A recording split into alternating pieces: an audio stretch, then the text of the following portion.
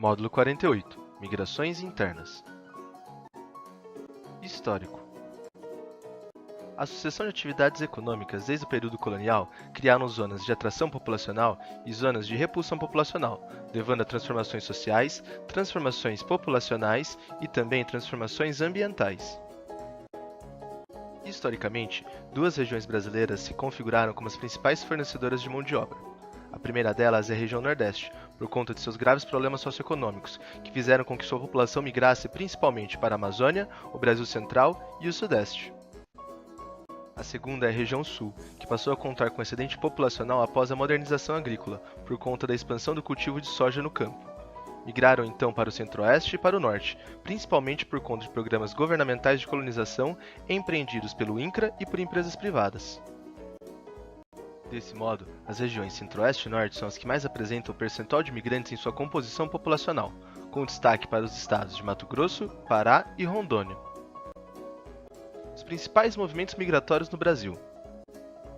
No começo da segunda metade do século XX, entre as décadas de 1950 e 1970, houve um maciço fluxo de nordestinos para o Sudeste. Ocorreu também uma modesta migração de nordestinos para o Norte.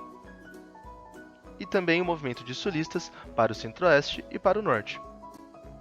Já nas décadas posteriores, entre 1970 e 1990, apesar de ocorrer ainda o fluxo de nordestinos para o Sudeste, o mesmo diminuiu. No entanto, houve uma intensificação do movimento de nordestinos e sulistas para as regiões Centro-Oeste e Norte. Já na década de 1990, as características desse movimento se modificaram, passando a ter um caráter muito mais regional. Em outras palavras, os movimentos de grande distância diminuíram.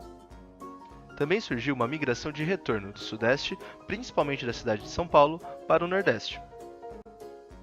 Posteriormente, na década de 2000, as migrações passaram a predominar intrarregionalmente, havendo também o equilíbrio entre as imigrações e emigrações do Sudeste e Nordeste. Os tipos de migração.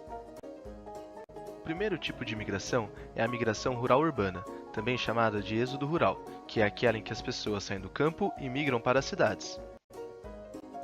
Atualmente ela é pequena no Brasil, porque 86% da população brasileira é urbana. No entanto, foi muito intensa e acelerada durante as décadas de 50 e 70, em decorrência da persistente concentração de terras e mecanização rural.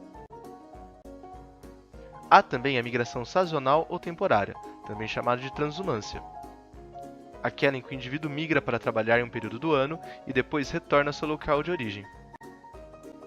Um exemplo é o deslocamento de nordestinos para o Sudeste, no período do corte da cana-de-açúcar. No entanto, a mecanização da lavoura tende a diminuir o fluxo desse deslocamento, até que ele acabe.